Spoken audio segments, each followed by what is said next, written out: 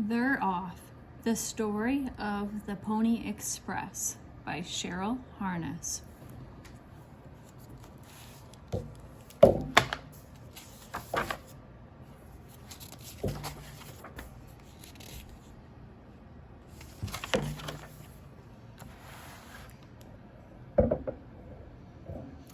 In the earliest days of the United States, when the young nation had just broken away from England in the Revolutionary War, the West was the mysterious woods beyond the Appalachian Mountains. As the country's population grew, trails were blazed, rivers were navigated, roads were built, canals were dug, and people made their ways to the sunset wilderness. Before very long, the West began where the Eastern railroads, trees, and telegraph wires ended at the muddy Missouri River. Then adventurers returned home with the tales of rich Spanish lands by the far Pacific, 2,000 miles away beyond wild plains, mountains, and deserts. Eastern folks began to see for themselves when they heard tales of California gold. Discovered in 1848, thousands of people rushed into the West as far as slow wagon trains could go. Missouri River towns such as St. Joseph and Independence were bursting with people who had arrived by train, stagecoach, and steamboat to outfit their covered wagon caravans. American Indians, tired of strangers trespassing on their lands, and hostile outlaws awaited them on the windy prairies. Cruel deserts and fierce mountain snows made for perilous passage. Still, by 1860, 500,000 Americans had made it to the new states of Oregon and California. The Westerners and the people back east where talk about war between the North and South was getting mighty hot, were desperate to get letters and newspapers to one another. And the quicker, the better.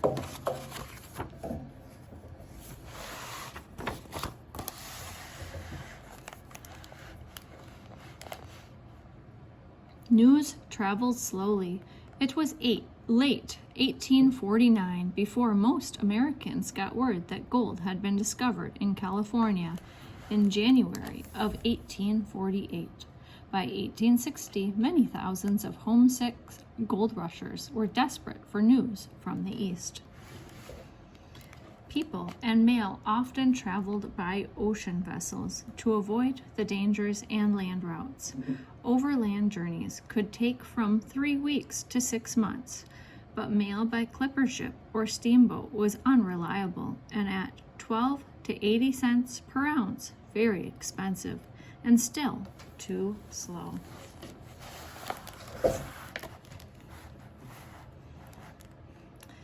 Getting the mail from the east to the west and back again was only part of the problem. Clipper ships and steamboats couldn't get the mail to the miners in the mountains or to the settlers in the western towns. The politicians in Washington, D.C. were worried about getting the official U.S. mail over rough country through all kinds of weather and past justifiably angry Indians. The mail had to go, if not by sea, then overland, but which way? The Central Overland Route followed the Oregon and California trails for nearly 2,000 miles. Southern congressmen preferred the Southern or Oxbow route. It was 800 miles longer, but far from the terrible snowy mountains, and if war should come, the South might win control of the way to rich California. The Postmaster General, a Southerner, chose this route for the U.S. mail. In 1858, the Congress voted to give the Butterfield Overland Mail Company $300,000 a year to carry the mail east to west and back 2 times a month.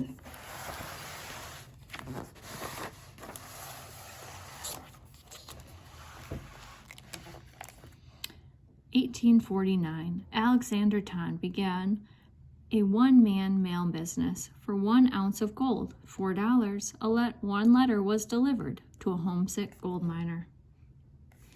1858 to 1861, the U.S. government gave John Butterfield money for stagecoaches, horses, mules, and men to carry the U.S. mail on long, slow, 50 days there and back trips through very hot deserts in the Appalachian and Comanche territories of New Mexico. Dangerous.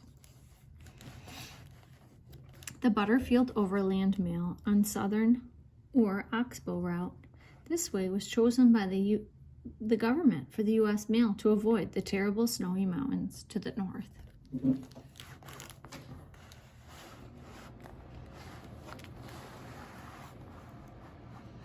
Americans on the move, on the brink of war.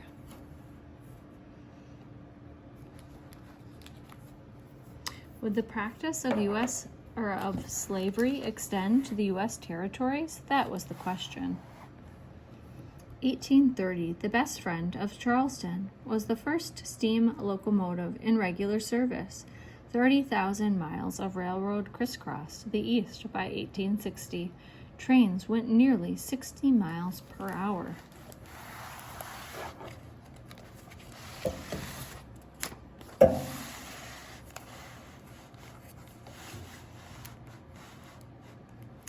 For 3 years, until the southern states left the Union and the Civil War erupted, bright red or green Butterfield stagecoaches carried the U.S. mail between Tipton, Missouri, and San Francisco. 3 weeks each way, they went through boiling sun, rain, snow, and the whizzing bullets and arrows of Apache and Comanche warriors. All this time, many Northerners and Westerners campaigned for the central route. It would bring the mail closer to the new gold mines in Colorado. But still, the Congress was reluctant. Too many people had frozen to death in mountain snowstorms. It would take a new, dramatic idea, one that would catch the public's imagination. Fast, exciting, death-defying, it was getting to be time for the ponies. It wasn't an absolutely new idea. People had ridden horses in relays to carry the news across the Persian Empire, the Roman Empire, and across the kingdom of the Great Khan of medieval China. Why not across the American West? Wondered two men, riding horseback along the central route in the fall of 1854. One of the men was California Senator Gwin, on his way to Washington, D.C. The other was B.F. Ficklin, superintendent of the great freight hauling, wagon train, and stagecoach company, Russell, Majors, and Waddell. Wasn't it only last winter that relay riders from the Adams and Wells Fargo Express companies had carried a presidential message from San Francisco up to Portland? The two men agreed that lightning-fast couriers between Missouri and California would be just the ticket. That is, if they could get anyone else to go along with the idea. The forces of business and politics sometimes move as slowly as an ox-drawn wagon. Then bang, as fast as a pony shooting out of a St. Joe stable, an idea becomes a reality because the time is right.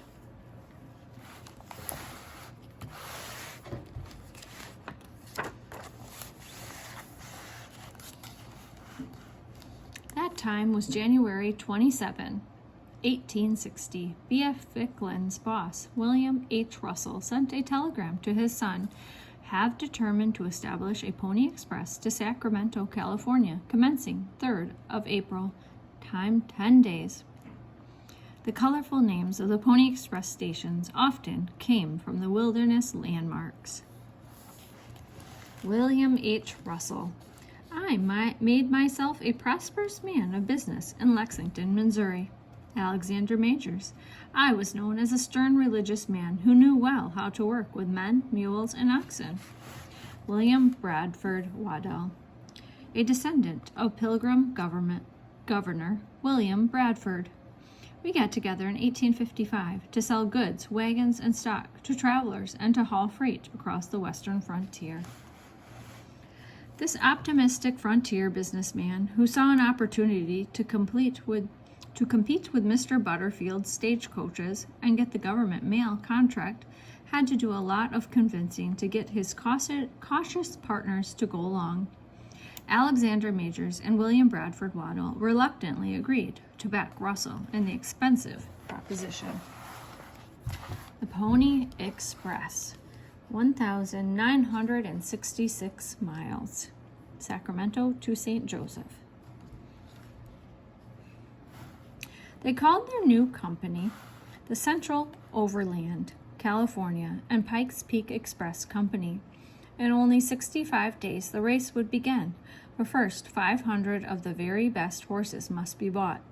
First-class thoroughbreds and California Mustangs were strong and fast enough to run the 10 to 15 miles between relay stations in about an hour. Pony Express stations were built of adobe logs or sod in between the Fort Stagecoach's stations, and there were nearly 190 stops in all. People had to be hired to tend the horses and mind the stations. Hay and feed had to be bought to feed the horses. Bacon, flour, and coffee to feed the people. Posters and newspaper advertisements said, "Young, skinny, wiry fellows, not over 18, must be expert riders willing to risk death daily. Orphans preferred. Wages $25 per week."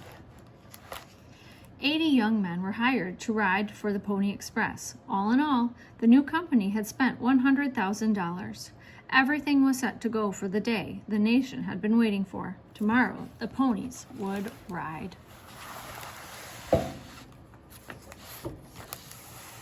They're off. Tuesday, April 3, 1860. San Francisco, California, 4:00 p.m. The crowd in front of the Alta Telegraph Company cheered as the mochila was thrown over the saddle of the buff-colored pony. A woman tied her bonnet on the pony's head. "For good luck," she called as James Randall rode away to the waterfront and onto the deck of the Antelope. This steamboat would carry them to Sacramento, California, where the long race would really begin, late in the rainy night.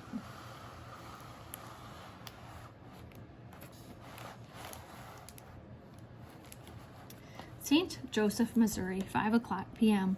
The mail train from Hannibal was late. As a brass band played, excited folks pulled hairs from the tail of a nervous little bay mare for souvenirs. Her rider led her back to the stable. Finally, the steam whistle, the speeches, the cannon. It was 7:15 by the time Johnny Fry pounded away to the ferry landing and across the Missouri River. "Gotta make up time."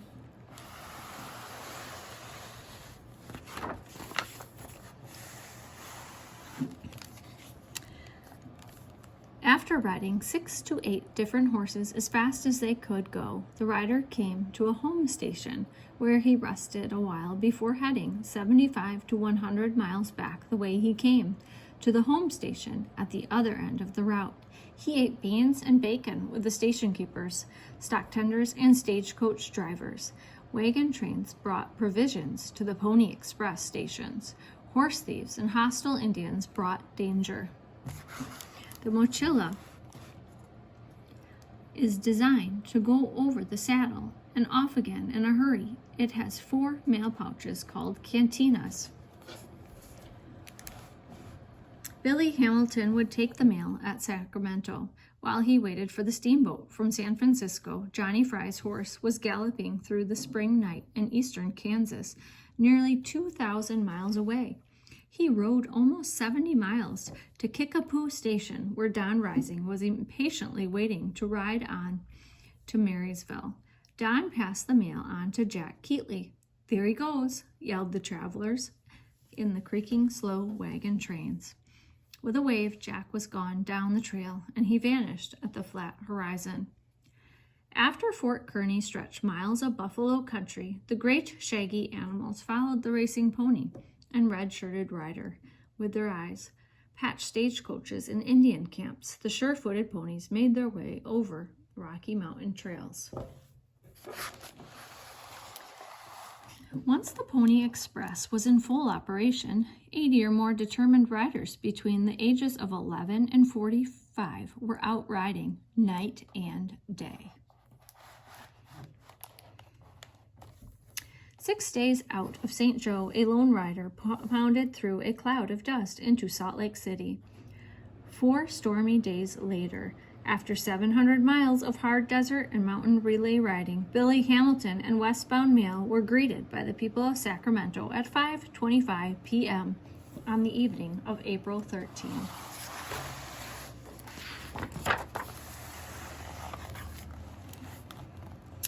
Ten days earlier, Billy Hamilton had thundered out of Sacramento eastward into a black, rainy night.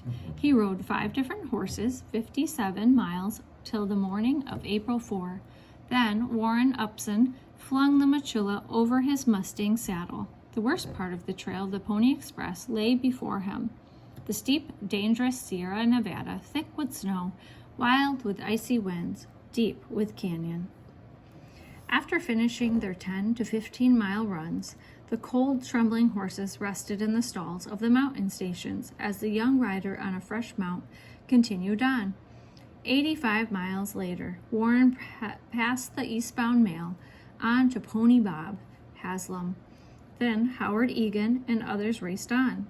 Somewhere east of Salt Lake City, sometime on Sunday, April 8, a young man headed west past another going east.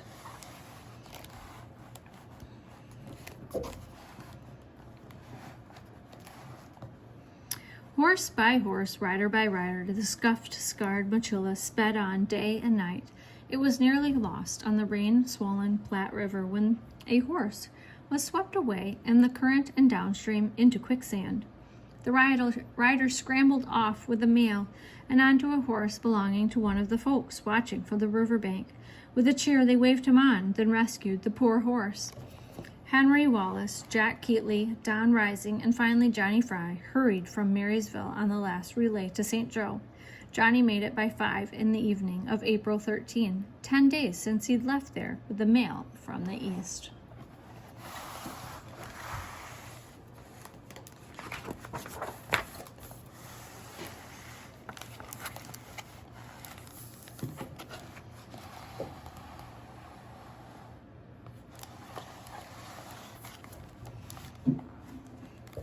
Billy Hamilton had ridden off alone in a rainy night. Now the whooping, bell-clanging, cannon fire, and hip hoorays astonished him and his tired pony on the evening of April 13 in Sacramento. As fast as the mail was sorted, the cantinas were locked and the mochila was thrown back on the pony's saddle. Billy raced to the Antelope, which was waiting to sail to San Francisco. Midnight parades, bonfires, and rockets, Californians were connected with their fellow citizens. And in less than half the time that the Butterfield stage had taken, 10 days, hurrah.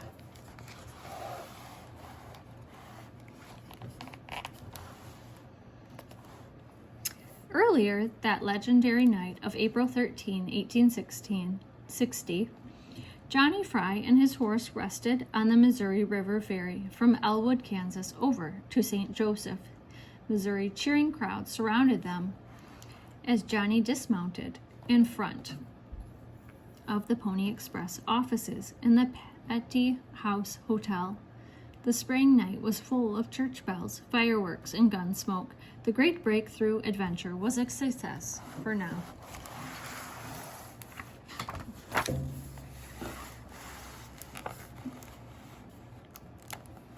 The Pony Express began at a time when the country was about to go to war with itself. The Civil War between the northern and southern states, and another war was going on between old and new Americans. As treaties were broken, buffalo were killed, and Indians were run out of their lands. Angry, hungry Paiutes went to war in the deserts and canyons of Utah Territory in May 1860. One Pony Express rider was so scared of Paiutes on the warpath that he refused to ride.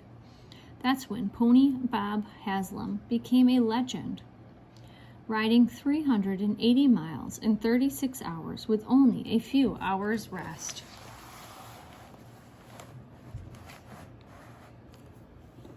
For 3 weeks, the Pony Express was shut down.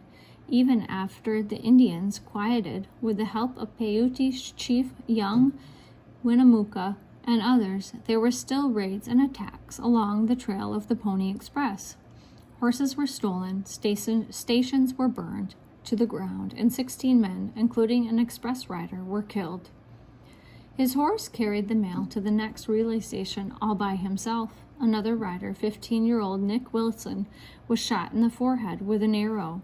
He survived, and until his death at the age of 71, Nick wore his hat pulled low to hide the scar.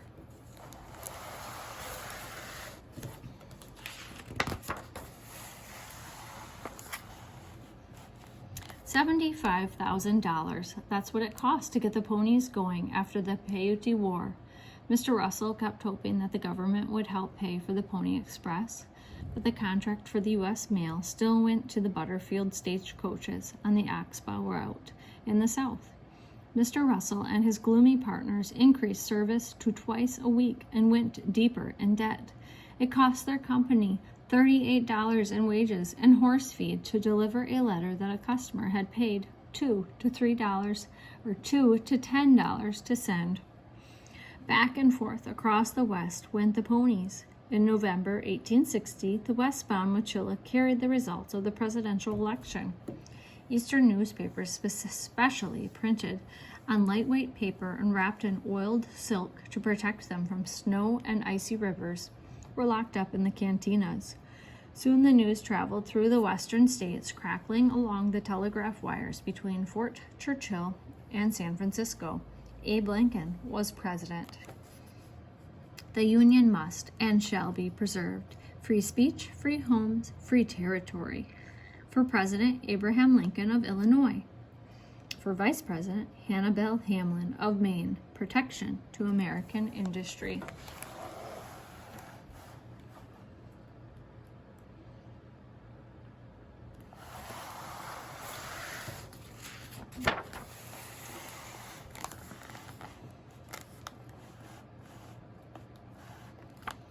In spite of the boss's money problems, the tough riders and ponies valiantly carried the mail back and forth across the frontier. Around campfires, in fancy parlors, and in settlers' cabins, amazing tales were told about the riders' cool courage, quick thinking, devotion to duty, and narrow escapes from danger. One dark night, 20-year-old Howard Egan was riding through a canyon when he and his pony saw firelight flickering off in the blackness. Indians! Howard made a quick decision. Striking his spurs into the pony, he yelled, "Yowie!" and charged straight through the Indian camp. Hoofbeats and gunshots from Howard's Colt revolver was echoed off the walls of the canyons. He escaped. Later, he found out that the Indians were waiting to catch one of the express riders to see what they were carrying in such a hurry. Buffalo Bill Cody earned his name killing buffalo. Kings and queens, everybody came to see his Wild West show. Bill loved to tell about when he was 15-year-old Pony Express rider who had once ridden 384 miles with no rest. Another rider, George Little, was barely 16 when his horse gave out in a fierce snowstorm. George cut the cantinas on the mochila, stuffed the mail in his shirt, and fought his way through the snow on foot to Salt Lake City.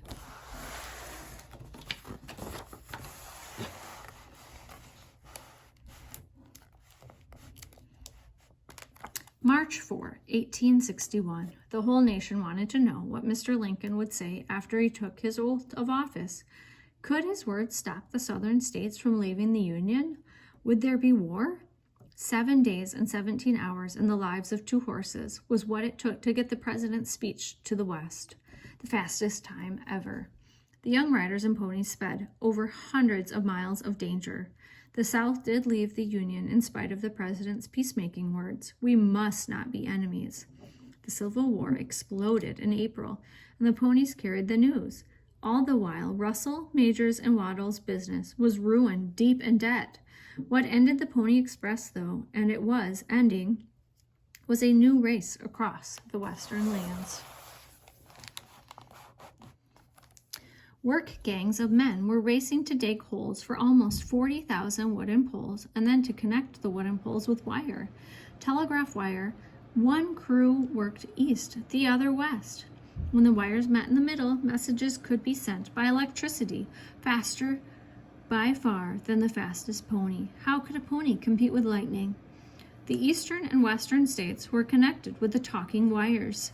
Pole to pole in Salt Lake City on October 24, 1861. Just 2 days later, the old Pony Express was ended.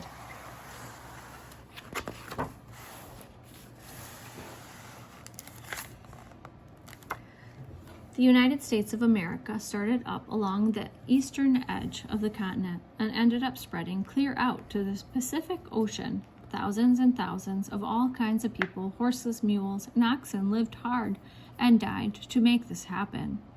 A whole Indian way of life was shoved out of the way to make this happen. The ponies had run more than 600,000 miles with 34,753 pieces of mail. By helping Americans write to one another, the Pony Express helped to keep the East and West together at a time when the nation, North and South, were pulling apart. The brave young riders and their ponies helped to make a nation happen. Not by a long shot was it the last adventure in beating the western wilderness. 7.5 years of railroad tracks racing to meet the golden spike were just ahead. But it's the ponies and the daring young men who ride in our imagination. When the wind is in the west, listen for distant hoofbeats. It's the Pony Express.